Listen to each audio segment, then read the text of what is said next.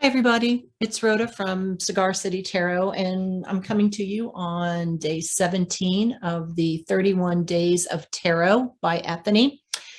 And today is what is my quote unquote go-to tarot book and why? Oh, that was such a hard prompt.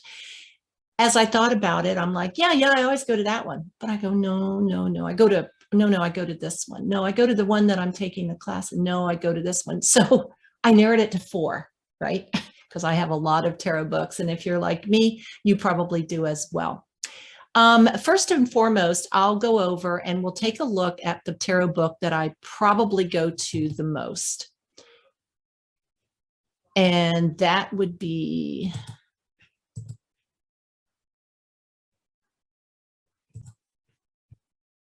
The Ultimate Guide to Tarot Meetings by Bridget Esselmont, who is the founder of Biddy Tarot. Biddy is probably the number one I go to. One, it's online, it's easy to find. So if I'm not at my computer to be able to pull up the PDF of this, then I can go out on her website and find the meanings. She's really great that way about sharing that. But what I love about this is it goes through, it's a huge book. You can see 400 and plus pages.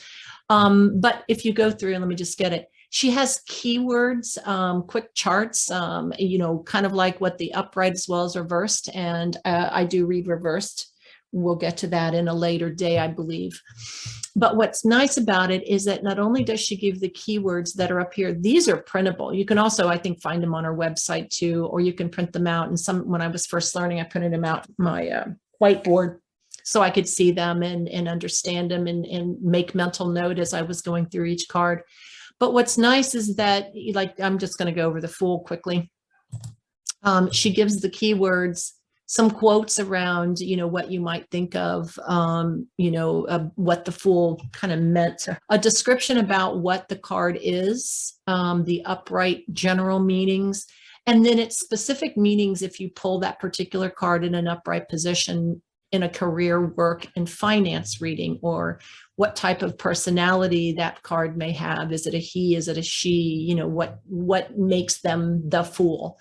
About readings in relationship and love. If you pull it, if you're doing self-study about spirituality, what does it mean from that perspective?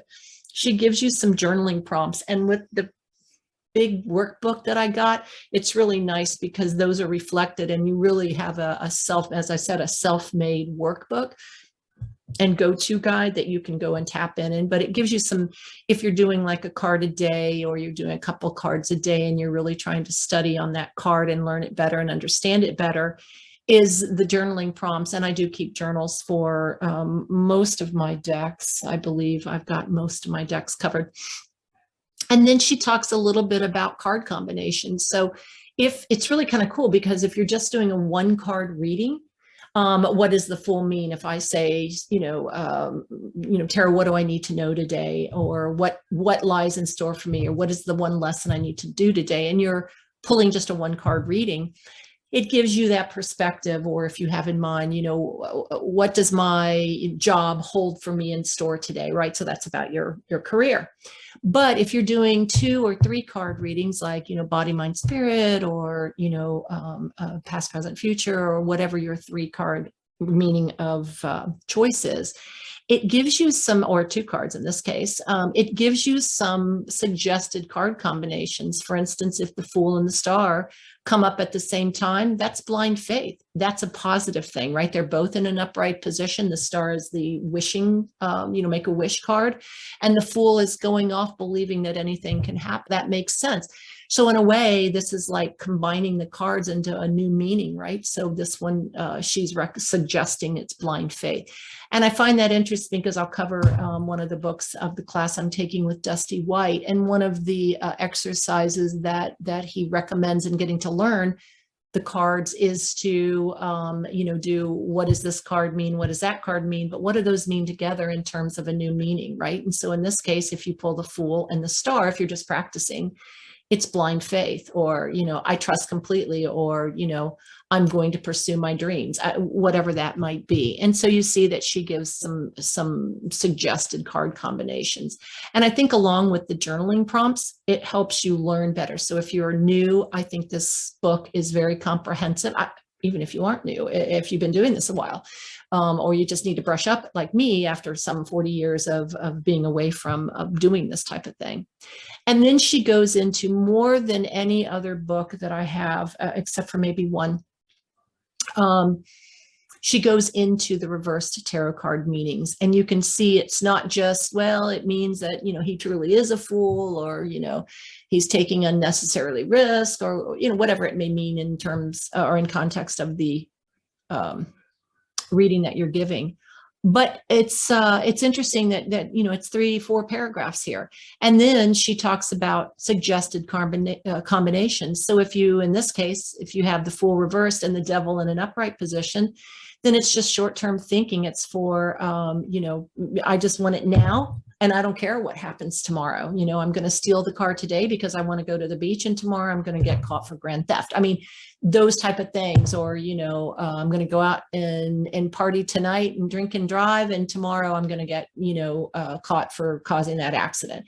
So those are the kind of things that I like. And so again, that's for each card. Also has a nice, this is a large book. I know if it's, I think it's as large as the workbook that I got, but what's nice here is my old eyes. If I really need to see it, I can just, I love it in PDF, because then I can really see it and I don't have to pull out my glasses. All right. That is one of my books. Let's talk about the other 3. All right. Oh, you see my, look, pink flamingo. I am all about pink flamingos. All right, let's talk about these, and I'll move the ones into the side. So I found this book early on. It's the Ultimate Guide to the Rider, the Rider-Waite Tarot Deck by Johann, I'm going to horribly mispronounce the name, Feiberg and Evelyn Yerger. Oh my God. Sorry, Rhoda. Sorry, guys. Anyway, you can see I also have a bookmark in here. But what I like about this book is it's not so much big. I mean, it's probably a little under, maybe it's 6 by 8. But and you can see I've been doing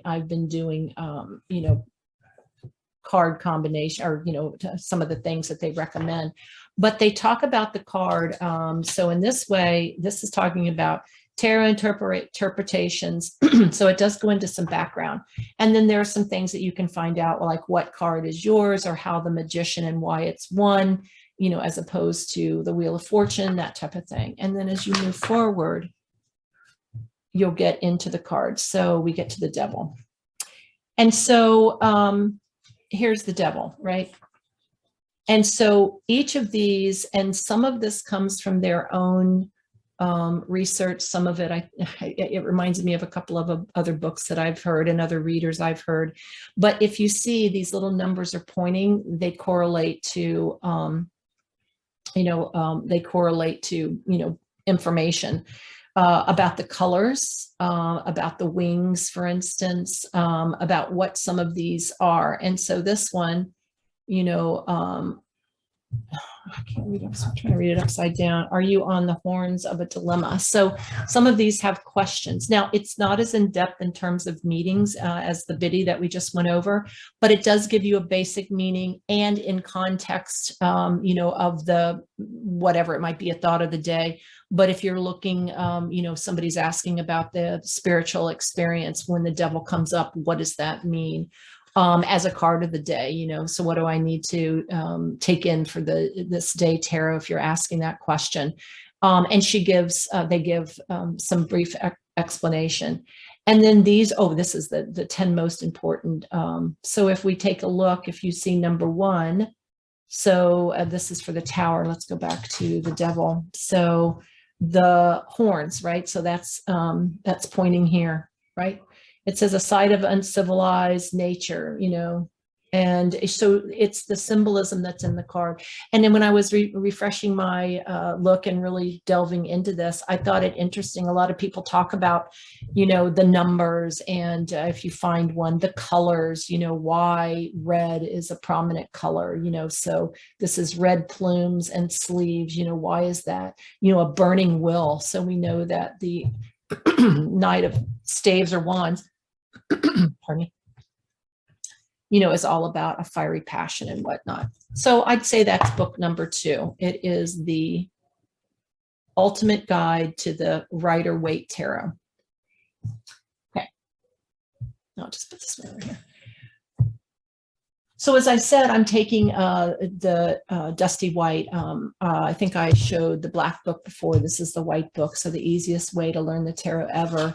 And so this is really good. You can see, as I was talking about, the cards, some information about them, these are the exercises and whatnot to get familiar. But this book also, he talks about spreads. We'll talk about, I think in an earlier day, we talked about what's my go-to favorite spread right now. And then if you're going through, this is also set up more as a study book because it is associated with a class that I'm taking. But what's interesting about it is here we have the individual cards. So it goes through all the major arcana, it goes through the minor arcana, and then it has quick cheat sheets and whatnot. So this is the Two of Wands. It gives them a little bit of a description. It gives some of the number meanings, the suit, the direction in terms of whether it's, north, south, east, west, things like that. It has, and then the element that it represents, wands represent fire, of course, optimism. So it's just a little bit about the suit.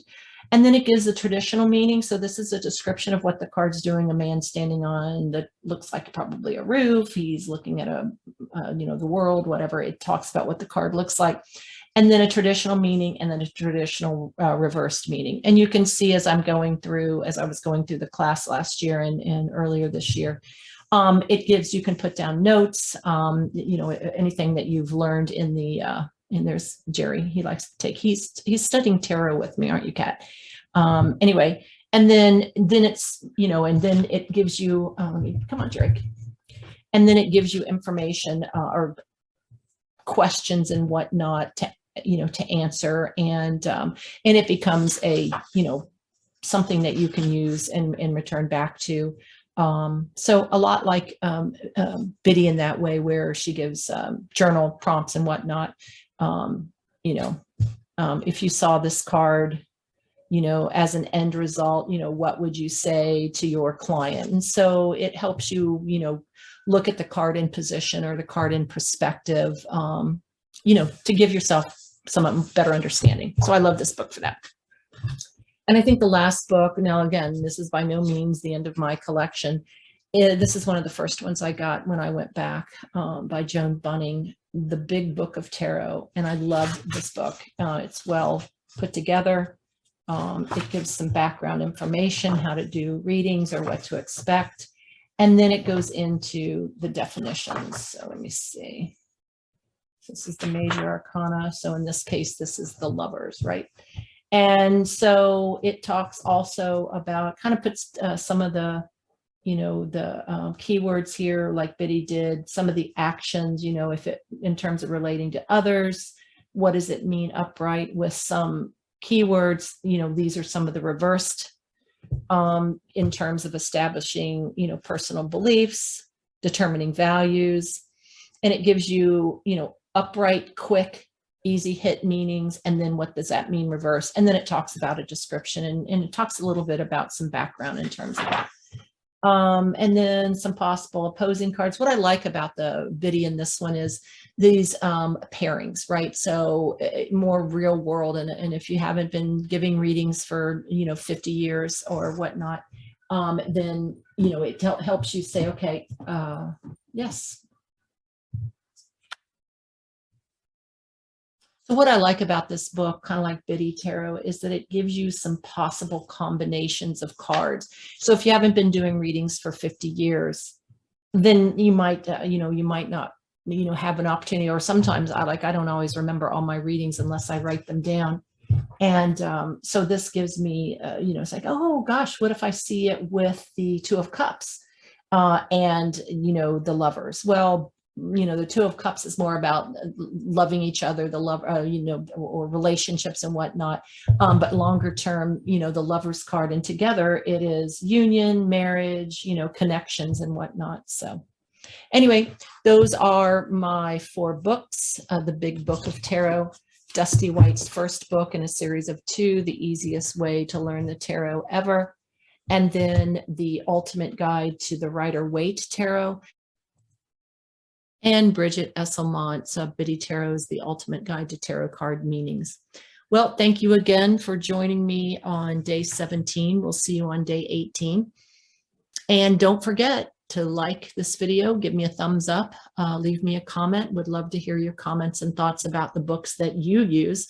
Always looking for new books. Let me tell you, I love to read. And then if you're following this posting, it is hashtag 31 Days of Tarot, all one word.